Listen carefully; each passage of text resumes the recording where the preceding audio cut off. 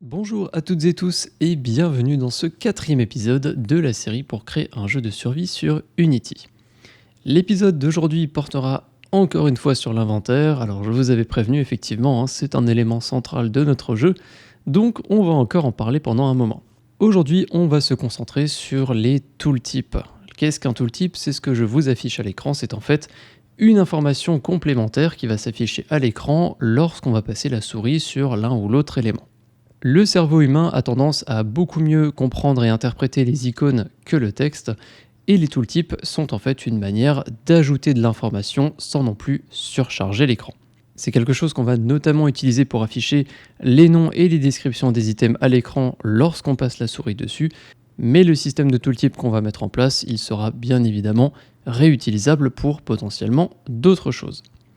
Donc aujourd'hui, on va ajouter ce système de tooltip, on va l'afficher à certains moments, donc comme je vous l'ai dit, au moment où on passe la souris sur des éléments. La taille de ce tooltip va être dynamique, donc selon le nombre de lignes, selon le nombre de caractères qu'on veut afficher, et bien automatiquement cette petite fenêtre se mettra à la bonne taille. Et pour finir, on va évidemment gérer le bon positionnement de ce tooltip par rapport au placement de la souris. Petit rappel très rapidement avant qu'on ne commence, je le fais assez souvent mais c'est quand même nécessaire. Je vous rappelle que cette série et toutes les vidéos que je réalise sur YouTube sont entièrement gratuites. Vous y avez tous accès sans avoir à payer quoi que ce soit. Et ça, c'est plutôt cool. Mais si cela est possible, c'est notamment grâce aux tipeurs qui me soutiennent financièrement, mois après mois pour certains, via les plateformes Tipeee et Utip. Ces dons sont bien évidemment optionnels, mais ils me permettent simplement de continuer de vous créer tout ce contenu et de vous le partager gratuitement sur YouTube. Si vous avez envie de me soutenir et que vous avez les moyens de le faire, vous retrouverez les liens des plateformes de dons en description. Un grand merci d'avance à ceux qui y feront un tour, c'est très important pour l'avenir de cette chaîne. On se retrouve dans le même projet que d'habitude. Je suis dans l'onglet scène, je vais passer directement en mode 2D et je vais aller me focus sur le canvas qu'on a ajouté il y a de ça maintenant quelques épisodes et dans lequel on va ajouter notre système de tooltip. On peut ouvrir le canvas, on va faire un clic droit dessus, UI, et on va commencer par ajouter une image. On va pouvoir renommer cette image en tooltip, et au niveau de source image, ici, on va aller sélectionner notre fameux panel dont je vous avais déjà parlé. Je vous avais expliqué que peu importe la taille qu'on va attribuer à cet élément, eh bien les bordures seront toujours respectées parce que le sprite a été configuré de cette manière. Ça veut dire que peu importe le texte qu'on aura à l'intérieur, la taille du texte qu'on aura à l'intérieur de notre tooltip, eh bien il devrait bien rester au bon endroit. Il ne devrait pas dépasser la boîte qu'on va lui attribuer. On va ensuite ajouter un autre component sur cette image qui sera un vertical layout group.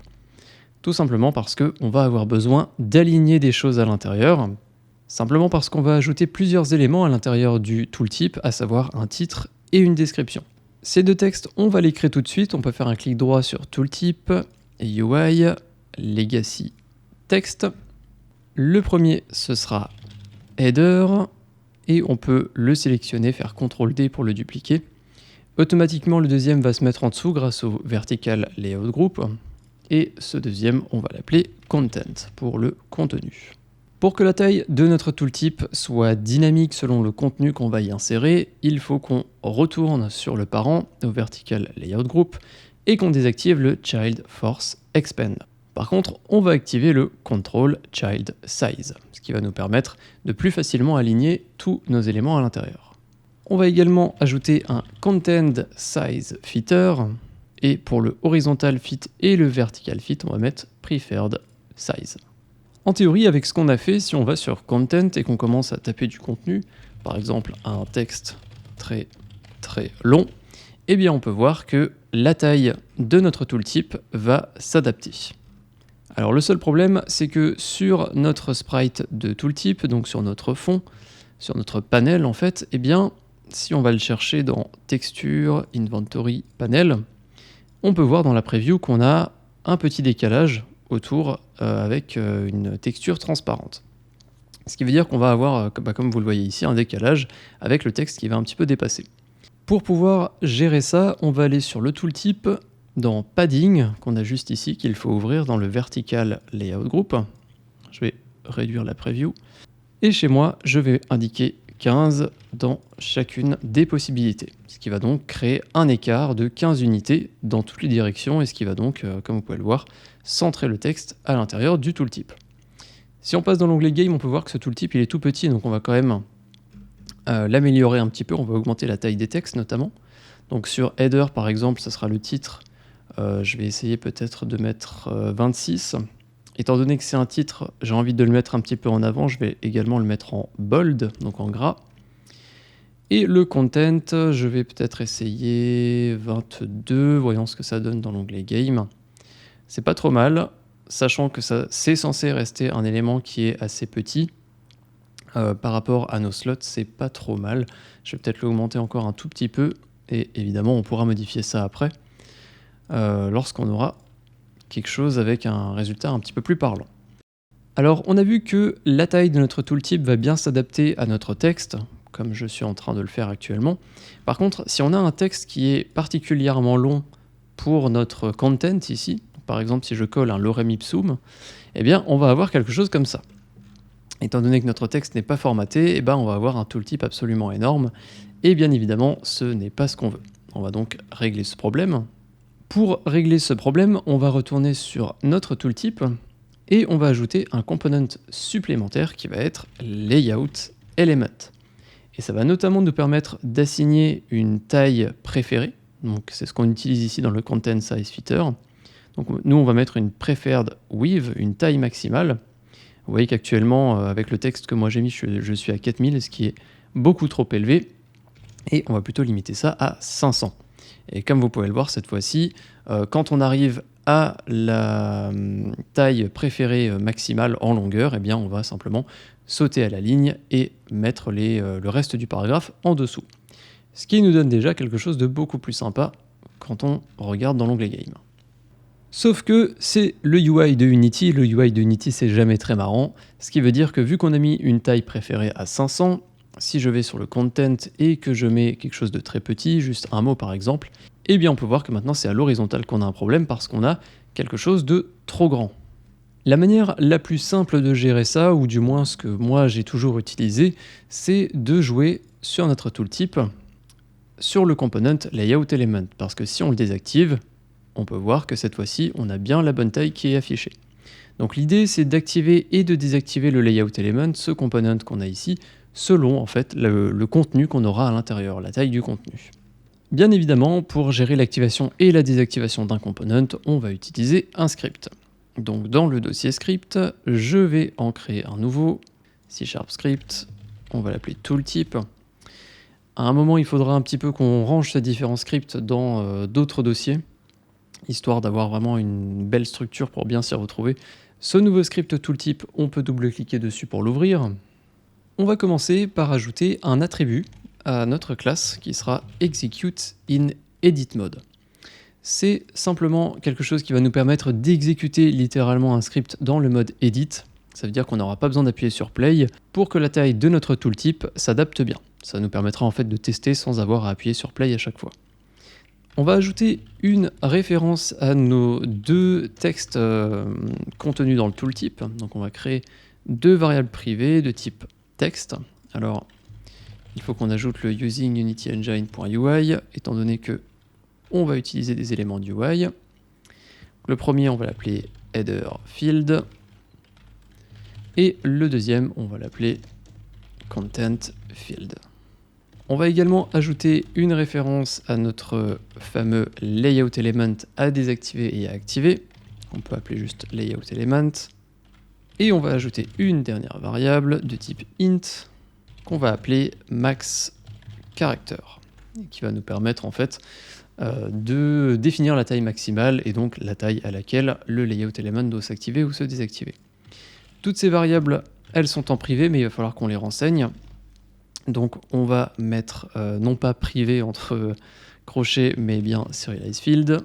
Je vais le mettre partout. Voilà. La fonction start, on peut l'enlever. Et dans la fonction update, on va commencer par récupérer le nombre de caractères qu'on a dans le titre et dans le contenu. Pour ça, on va faire header length par exemple. On va récupérer ça sur headerfield.text.length qui va donc nous renvoyer le nombre de caractères qu'il y a actuellement dans le texte du header. Je vais dupliquer cette ligne et je vais faire exactement pareil pour le contenu. contentField.text.length. Et maintenant, on n'a plus qu'à dire que le layout element, on a envie de l'activer ou de le désactiver si notre contenu est supérieur à la taille maximale qu'on a définie pour nos deux éléments. Donc on va faire layout element.enabled égale, et ici on va mettre directement une condition. On va dire que si la taille du header est supérieure à max character, donc à la limite qu'on a attribuée, ou si notre contenu content length est supérieur au nombre de caractères, donc que ce soit l'un ou l'autre, peu importe, s'il y en a un qui est trop long ou trop court, eh bien on va activer ou désactiver notre layout element. Donc s'il y a l'un de ces deux éléments qui est plus grand que la limite, alors on va mettre true pour activer le layout element, et sinon on va mettre false. J'utilise ici un opérateur ternaire, pas grand chose de compliqué, je pense que vous avez tous déjà vu ça si vous avez un niveau à peu près intermédiaire sur Unity. Sinon, j'ai fait une vidéo sur les ternaires, ça permet simplement de faire une condition en une seule ligne. On va revenir sur Unity, on va aller sur notre tooltip, on va ajouter le fameux script qu'on vient de créer, tooltip. Il faut qu'on renseigne le header et le content field, donc on glisse header, on glisse content, layout élément c'est celui qui est juste au-dessus, on fait un glisser-déposer et on va mettre une limite de 80 caractères, et vous voyez automatiquement que le layout element va s'activer ou se désactiver selon la taille qu'on va indiquer dans le tooltip. Donc par exemple ici vous voyez qu'il est désactivé. Si je vais dans content et que je mets un texte très long, laissez-moi en retrouver de nouveau un lorem ipsum, et que je repasse sur tooltip, vous voyez qu'il est activé. Et vous avez remarqué que je n'ai pas eu besoin d'appuyer sur play pour tester, et c'est justement ce que je vous disais grâce à ce petit attribut execute in edit mode, qu'on enlèvera à la fin de cet épisode, si j'y pense, parce qu'il est là juste pour nous aider à tester, pour gagner un petit peu de temps. Ok, maintenant qu'on a un tooltip qui est fonctionnel au niveau de l'adaptation de la taille, il faut maintenant qu'on affiche et qu'on désaffiche ce tooltip lorsqu'on a envie. Donc chez nous, ça sera notamment lorsqu'on passe la souris sur l'un des éléments de notre inventaire. Pour gérer le système de tooltip, on va créer un nouveau script en C# qu'on va appeler tooltip system. Une fois ce script créé, vous pouvez l'ouvrir dans Visual Studio. Et comme je vous le disais, le tooltip, on va l'utiliser nous pour notre inventaire, mais par la suite, on l'utilisera probablement pour encore d'autres choses. Donc on va prendre un petit peu d'avance et on va transformer ce script en un singleton, ce qui nous permettra d'appeler rapidement et facilement le système de tooltip depuis n'importe quel autre script et à n'importe quel moment. On va donc supprimer les deux méthodes qu'on a par défaut. Donc allons-y pour le singleton. On va créer une variable privée statique qui sera de type tooltip system et que je vais appeler instance.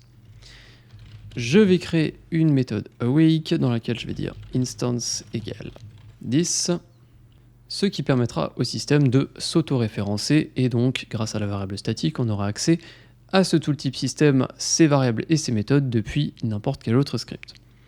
Je ne rentre pas dans les détails du singleton, j'en ai fait une vidéo complète sur la chaîne, donc je considère que vous savez comment ça fonctionne et ce que c'est. On va ensuite ajouter une référence à notre GameObject tooltip, parce qu'il faudra qu'on y accède à ce tooltip justement pour l'afficher et le désafficher, et c'est ce qu'on va faire via deux méthodes qu'on va créer ici. La première, ce sera une void show, qu'il faut qu'on marque en public pour y accéder, et la seconde, ce sera hide, qui nous permettra de cacher le tooltip. Donc si on veut afficher le tooltip, on va faire tooltip.setActiveTrue. Et si on veut le cacher, on va faire l'inverse, tooltip.setActiveFalse. On peut sauvegarder ce script, on va revenir sur Unity. Maintenant qu'on a un script pour activer et désactiver le tooltip, il va nous falloir un script qui va définir à quel moment on veut justement appeler ces méthodes pour l'afficher et le désafficher. On va donc créer encore un nouveau script, promis c'est le dernier, qui s'appelle tooltip trigger pour activer notre tooltip. Une fois ce script créé, on peut double-cliquer dessus pour l'ouvrir sur Unity. Et le but de ce script, ça va être en fait de détecter la présence de la souris sur l'objet. Si c'est le cas, on affiche le tooltip. Et si la souris quitte l'objet, on va désafficher le tooltip. Pour faire ça proprement, on ne va pas utiliser de mouse pointer down et ce genre de choses un petit peu obscures des anciennes versions de Unity. On va utiliser le Unity Engine.EventSystem. Grâce à ce using, on va pouvoir ajouter à la suite de MonoBehavior deux éléments qui sont iPointer Enter Handler et iPointer Exit Handler, qui nous permettront respectivement de détecter l'entrée de la souris sur un élément et la sortie de la souris. On va créer deux méthodes justement pour pouvoir exploiter ces deux éléments. La première en public void onPointer Enter. En argument très important, il faut qu'on ajoute le pointer event data, qu'on peut juste appeler event data. En soi, le event data, on va même pas y faire appel, on est obligé de le mettre pour faire fonctionner le système. Mais justement, ce système, il va fonctionner un petit peu comme un grand. Et cette méthode va automatiquement être appelée lorsque la souris passera sur l'élément qui possède ce script. Donc nous, on n'a plus qu'à faire ici un tooltip system. On devrait retrouver instance à l'intérieur, mais dans tooltip system, je l'ai mis en privé au lieu de le mettre en public, donc il y a peu de chances qu'on le trouve. Donc dans le tooltip system, j'ai bien passé en public mon instance, et dans tooltip trigger, je peux maintenant faire un .instance.show, et je vais pouvoir copier tout ça pour aller plus vite. Et onPointer exit, on va simplement faire l'inverse. Donc on garde le pointer event data et ici on va juste faire un hide à la place du show. Et on peut sauvegarder ce script. On va revenir sur Unity pour tester ça.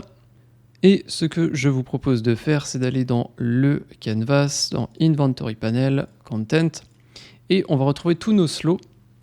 On va faire une petite modification, on va tous les supprimer, sauf un, on va garder le tout premier. Ce slow, on va faire un glisser-déposer vers préfab, on va en créer une préfab, étant donné que tous les slows sont les mêmes, donc on va pas en faire des instances différentes, on va les faire tous dériver de la même chose, et ça nous permettra également de faire évoluer les slows par la suite, ce dont on va avoir besoin. Donc sur notre slow qu'on a ici dans la scène, on va ajouter le component tooltip trigger, on peut aller sur override en haut, apply all, et il ne reste plus qu'à aller sur notre slow et faire CTRL D pour le dupliquer et en avoir exactement autant que tout à l'heure avant de le supprimer. Voilà. En revanche, il reste une dernière chose à faire qui est plutôt importante, c'est d'ajouter dans notre scène le tooltip system. Parce que sinon, le singleton ne sera jamais renseigné et nos triggers ne vont pas fonctionner. Ce que je vous propose de faire, c'est GameObject createEmpty. Cet élément, on va l'appeler le Game Manager, et c'est celui qui va contenir tous les scripts relatifs, on va dire, d'une manière assez large à notre jeu. Ça peut être, comme on va le faire ici pour le système de tooltip, ça peut être le menu pause, ça peut être le game over, l'écran de victoire, etc. On va gérer en fait tout ce qui est vraiment relatif à notre jeu dans sa globalité. Donc ce Game Manager, au niveau de la transform, on peut faire un reset juste pour le plaisir. Et on va ajouter le component tooltip system. On est censé renseigner sur tooltip system notre objet tooltip. J'ai oublié de mettre cette variable en public, encore une fois, décidément. Je ne suis pas très bien réveillé aujourd'hui. Donc sur notre script tooltip system, on a notre GameObject ici, qu'on va laisser en privé plutôt, mais qu'on va mettre en serializeField pour pouvoir évidemment le renseigner. On revient sur Unity, on a bien la variable qui est apparue, et on va glisser simplement tooltip.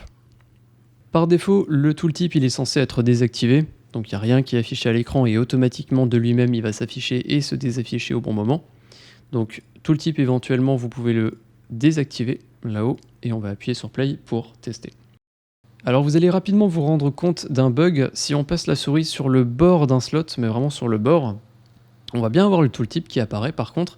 Par contre, si on décale notre souris à peu près vers le centre, au niveau de là où on a l'image par exemple, eh bien on va voir le tooltip disparaître. Ça, c'est un petit bug qu'on va régler tout de suite. Vous verrez que le problème est le même si on passe sur un slot qui est vide. Et on va s'occuper de ça immédiatement avant de passer à la suite. La raison à ça, c'est que dans notre canvas, inventory panel, content et de manière générale sur nos slots, on a ajouté donc le fameux script qui va activer le tooltip si on passe la souris sur cet élément. Par contre, à l'intérieur du slot, on a en fait un visuel qui va prendre une grosse partie du slot, comme vous pouvez le voir. Par défaut, ce visuel, c'est une image transparente, mais elle est bien présente. Et le problème, c'est que lorsqu'on va passer la souris sur cet élément ici, eh bien, on considère qu'on n'est plus sur le slot et que donc le tooltip ne doit pas être affiché. Pourtant, c'est bien le cas. Donc, on va s'occuper de corriger ça sur l'un des slots, peu importe lequel. On clique sur Visual. Et dans l'inspector, on va décocher la case Raycast Target. Parce que notre système qui va détecter si la souris elle est sur un élément du UI, donc ce qu'on a fait dans notre script avec les pointers enter handler et exit handler, eh bien ça fonctionne en fait basé sur des raycasts, même si explicitement c'est pas le cas dans notre script. Ce qui veut dire qu'en désactivant cette case, eh bien ces éléments ils vont ignorer en fait quand la souris va passer sur eux. Donc on devrait avoir le tooltip qui va s'afficher, peu importe l'endroit dans le slot où on est. Donc voilà, décochez bien cette case sur le slot que vous voulez. Vous allez ensuite sur le parent de ce visuel, donc chez moi c'est ici celui-là, et je vais faire un override apply all. De cette manière, tous les autres slots auront la même règle, vu qu'on a modifié la préfab. On va aller retester ça, on va appuyer sur play, et du coup si je passe la souris sur l'un de mes slots, peu importe l'endroit du slot, vous voyez là je suis bien sur la pierre, là je suis dans le coin, c'est pareil, on a bien le tooltip qui apparaît.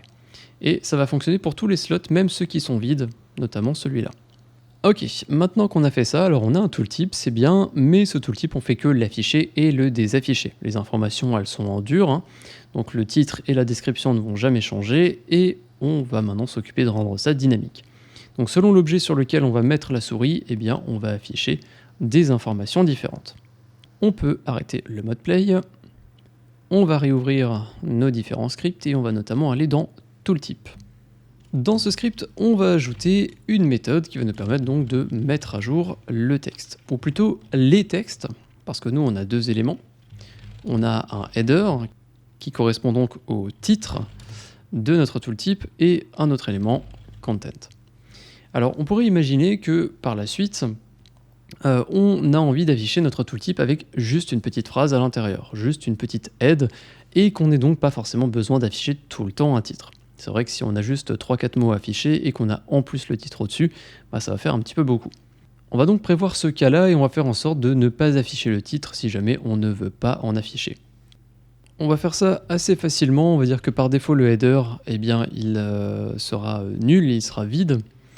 Alors vu que c'est un paramètre optionnel, il faut le mettre à la fin, sinon Unity va pas aimer et ça va être considéré comme une erreur. La première chose à faire ensuite, c'est justement de vérifier si notre header est vide, donc s'il n'y a rien à l'intérieur, qu'on n'a pas de titre en fait à afficher, eh bien on va directement accéder au header field et plus précisément à son GameObject et on va faire un setActive false pour désactiver le titre et donc ne pas en afficher à l'intérieur. Étant donné que notre système de tooltip en termes de taille il est complètement dynamique, qu'on affiche ou non le titre, eh bien on n'a rien d'autre à gérer, ça devrait être fait tout seul. On va traiter le cas inverse, si jamais on a effectivement un titre à afficher, alors on va faire headerfield.gameObject.setActive et true. Il est potentiellement désaffiché précédemment à cause de ça, donc il faut bien penser à le réactiver. Et on a juste à faire un headerfield.text égale content, donc le contenu qu'on a passé en argument ici. Ou plutôt le header, pardon, vu que le header il est optionnel. Par contre, le contenu, lui, il est obligatoire. On considère que si on affiche un tooltip, on a au moins un contenu, on n'aura jamais juste un titre. Donc ici, on va dire contentfield.text égale content. On va rapidement parler quand même de cette méthode update. Théoriquement, ça sert à rien de mettre à jour en permanence la taille de notre tooltip, via l'activation et la désactivation du layout element. On n'a pas besoin de le faire en permanence dans la fonction update. Ça va coûter assez cher en termes de performance. En termes de bonne pratique, c'est quand même bien de déplacer tout ce qu'on a dans la méthode update ici dans cette texte. Parce qu'effectivement, c'est qu'au moment où on va mettre à jour le tooltip et l'afficher qu'on va avoir besoin de l'adapter avec son layout element. Donc on peut déplacer tout ça ici. On peut enlever la void update et on va enlever tout en haut le execute in edit mode. Étant donné qu'on a terminé de tester l'activation et la désactivation du layout element dans le mode editor, on n'a plus besoin de ça, donc on peut l'enlever. Cette méthode, cette texte qu'on a créé, on va la marquer en public parce qu'il va falloir qu'on l'appelle depuis tooltip system. Alors, pour se simplifier la vie, moi j'avais pris directement l'objet ici. On va plutôt prendre l'objet tooltip, donc le script. Ce qui veut dire que dans show et hide, on va devoir faire un tooltip.gameObjects.setActive. Mais ce sera plus propre de cette manière parce que dans show, on va pouvoir faire directement un tooltip.setText et donc appeler la méthode qu'on vient de créer.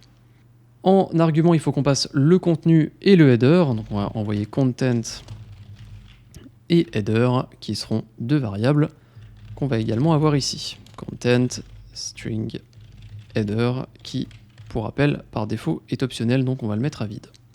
Et pour finir, maintenant, on va réellement passer le contenu et le titre lorsqu'on va appeler show, et actuellement on le fait depuis notre tooltip trigger. D'ailleurs, show nous indique une erreur parce qu'il y a des arguments obligatoires. Je vais faire ça à la va-vite parce qu'on va modifier le système dans un petit instant. Je vais juste vous montrer un petit peu comment ça va fonctionner. On va créer une string header et une string content et on va passer dans l'ordre d'abord content et ensuite header. On sauvegarde, on retourne sur Unity. Sur notre game manager, il va falloir qu'on renseigne tooltip, donc c'est-à-dire l'objet qu'on a ici, le parent donc, celui qui contient donc header et content, étant donné que j'ai changé le type de la variable, forcément Unity a perdu le lien. Avec les deux variables qu'on a ajoutées sur nos scripts tooltip trigger, et bien sur chaque slot, on va pouvoir indiquer un header et un content. Par exemple, sur le premier slot, je peux indiquer titre 1 par exemple et contenu slot 1.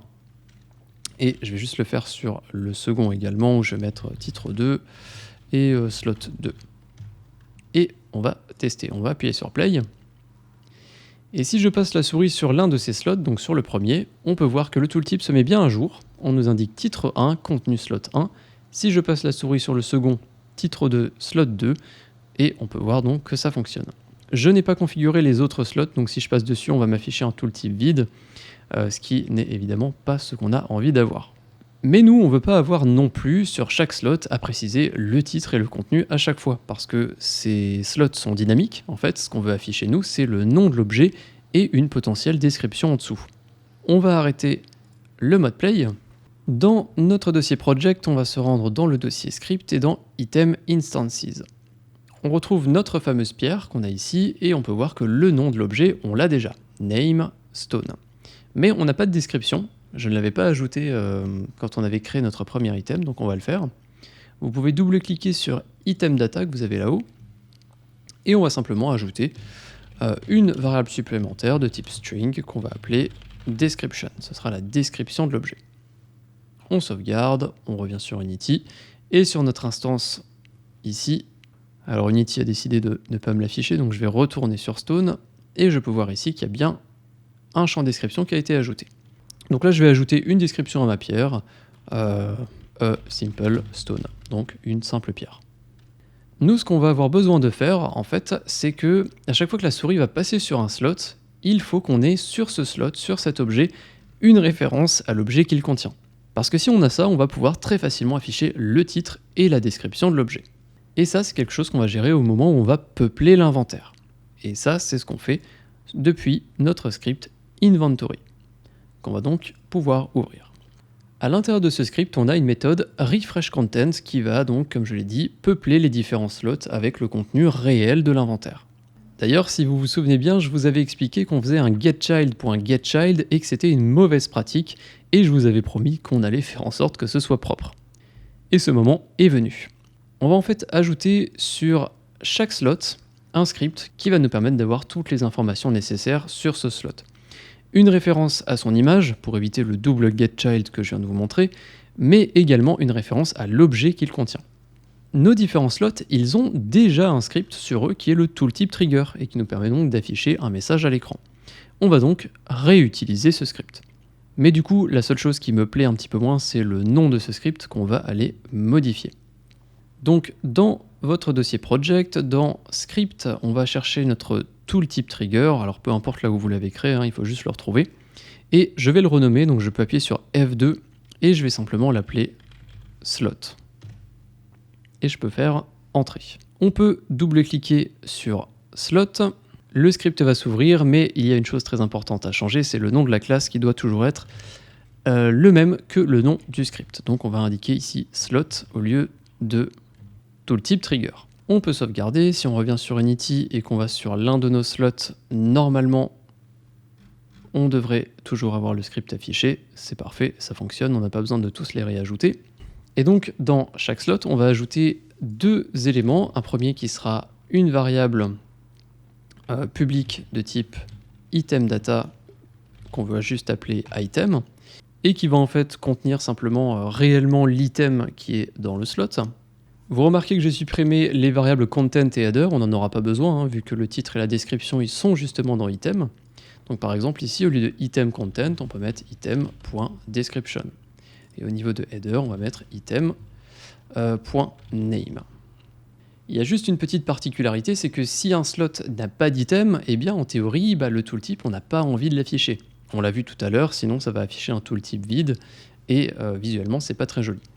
Donc dans cette méthode, on a juste à vérifier si item est différent de nul. Si c'est le cas, c'est qu'on a un objet dans notre slot, et donc qu'on va pouvoir afficher le tooltip avec les informations.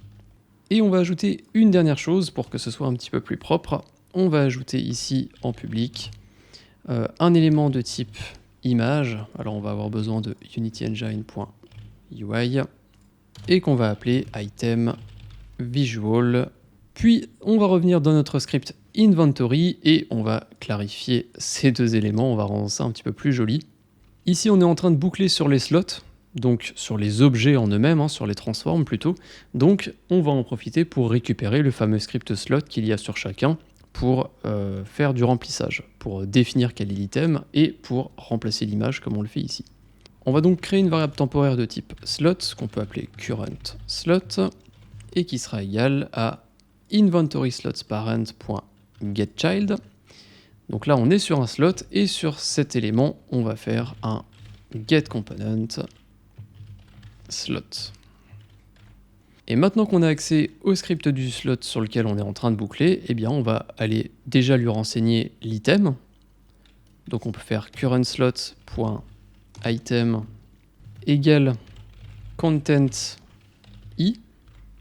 Et on va également accéder à current slot.item visual et on va mettre content i.visual. Et la ligne qu'on avait tout à l'heure, le reste, on peut le supprimer. Et c'est pas item visual directement, c'est item visual.sprite. Étant donné que le visuel est un sprite, il faut qu'on l'envoie dans le sprite du component image. Rien qu'avec ça, on devrait avoir quelque chose de fonctionnel, on va sauvegarder. Il faut qu'on aille sur l'un des slots, peu importe, alors moi je vais prendre le premier comme d'habitude. Et au niveau de item visual, il va falloir qu'on fasse un glisser-déposer de l'enfant qu'il y a à l'intérieur du slot. Donc visual, glisser-déposer. On peut ensuite aller tout en haut, faire un override, apply all. On a les bonnes références partout. Au niveau des items, ici, on n'a pas besoin de renseigner quoi que ce soit, c'est censé être dynamique. Ce qui veut dire qu'on devrait pouvoir faire notre test final. Je vais appuyer sur play. Par défaut, j'ai plusieurs éléments dans mon inventaire, j'ai plusieurs pierres qui sont présentes, et si je passe la souris sur l'un de ces éléments, on nous affiche bien stone, le nom de l'objet, avec en dessous la description, a simple stone. Si j'enlève la souris de cet élément, le tooltip disparaît. Si je repasse la souris sur une autre pierre, on m'affiche pareil, vu que c'est à chaque fois les mêmes éléments. Donc c'est super, on a notre système de tooltip qui fonctionne par rapport aux objets qu'on a réellement dans l'inventaire. Si je passe la souris d'ailleurs sur un slot qui est vide, on peut voir qu'on n'a pas de tooltip qui apparaissent. On n'a pas non plus d'erreur dans la console, donc le cas, on l'a bien géré. On affiche le tooltip que si on a un objet dans le slot actuel. Il nous reste vraiment une dernière chose à faire, c'est de placer le tooltip au bon endroit parce que là il s'affiche toujours au milieu de l'écran et nous on a envie que cet élément il suive notre souris. Je vais couper le mode play. Pour attribuer la position du tooltip au niveau de la souris, on va faire ça depuis notre script tooltip. Donc on va aller dans Project, Tooltip. Dans ce script, on avait supprimé la méthode update pour déplacer son contenu juste ici, donc l'activation ou non du layout element. Mais pour pouvoir placer le tooltip au niveau de la souris, eh bien, il va falloir qu'on fasse ça depuis une méthode update, parce que la souris elle va bouger en permanence, donc il faut tout le temps que le tooltip suive, et pas uniquement lorsqu'on va changer le texte.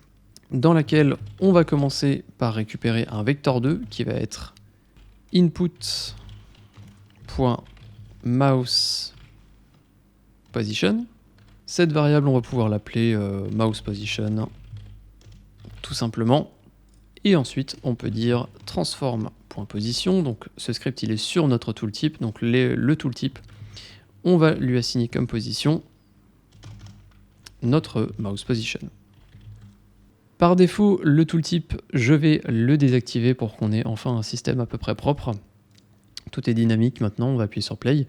Et ça risque de ne pas être très concluant, parce que si je passe la souris sur une pierre, eh bien, vous risquez d'avoir une crise d'épilepsie, comme vous pouvez le voir, ça saute dans tous les sens. La raison à ça, c'est que lorsque je passe la souris sur une pierre, j'ai le tooltip qui s'affiche, mais vu qu'il y a le tooltip entre l'objet et la souris, eh bien la détection ne se fait plus, donc on désactive le tooltip, mais vu qu'il y a de nouveau la souris sur l'élément, on réactive, etc., etc., et ça va très très vite, comme vous pouvez le voir. Le moyen le plus simple de gérer ça, c'est de faire exactement comme on avait fait pour nos différents items avec les visuels, pour lesquels on a désactivé la détection du raycast. Donc vous allez sur le tooltip dans la hiérarchie, on décoche raycast target sur l'image et on va faire pareil sur les textes. Sur header, il est juste ici, on décoche, et content pareil, on décoche le raycast target. Si on teste très rapidement, je vais appuyer sur play et que je passe ma souris sur les éléments, sur les slots, vous voyez que le tooltip il va bien maintenant suivre la souris. Le seul problème, c'est que le tooltip il apparaît pile au centre de la souris vu qu'il va la suivre. L'un des moyens de gérer ça, ce serait d'aller sur notre tooltip et de modifier le pivot à 0,1 par exemple, ce qui nous permettrait d'afficher le tooltip en bas à droite de notre souris à chaque fois. Donc vous voyez que là c'est pas trop mal. Par contre on va avoir un petit souci au moment où on va passer la souris sur des éléments qui, comme celui-là, sont vraiment sur le bord de l'écran. Et donc là vous voyez que la description est coupée, le titre peut être coupé. Donc on va faire en sorte de traiter également ce cas-là pour afficher toujours le tooltip quoi qu'il arrive, même lorsqu'on est au bord de l'écran. Et on va faire ça dynamiquement. On va retourner dans notre script tooltip, on va aller tout en haut, on va ajouter une référence en serialize field, en privé, rect transform, et on peut l'appeler rect transform. Fort heureusement, le calcul pour éviter d'afficher l'élément off-screen, il va être plutôt simple. On va aller dans la méthode update. Après avoir récupéré la position de la souris, on va créer une première variable pivot x qui va être égale à la position x de la souris et on va simplement la diviser par screen.width, donc la largeur de l'écran. Puis on va faire pareil pour la hauteur avec pivot y, mouse position y divisé par screen.height. Et le résultat de ces deux éléments, on va simplement le passer au rect transform et plus précisément à son pivot point avec un nouveau vector 2 composé de pivot x et pivot y. En fait, avec ce calcul, on va pouvoir détecter le off-screen et justement simplement traiter le cas. Sur notre tooltip, on a le script tooltip qui a une nouvelle variable rect transform. C'est évidemment la rect transform qu'on a sur cet élément. Donc on peut le glisser déposer ici. On va appuyer sur play pour tester. Et ce que va faire en fait ce système, c'est que plus on va regarder un élément sur la droite de l'écran, plus notre tooltip sera affiché à gauche. Vous voyez que là, il est vraiment à gauche de la souris. Et si je déplace maintenant par exemple mon inventory panel, alors je vais le faire en mode play, hein, évidemment, c'est juste pour tester, et que je passe ma souris sur l'élément qui est tout à gauche, vous voyez que cette fois-ci le tooltip il apparaît à droite.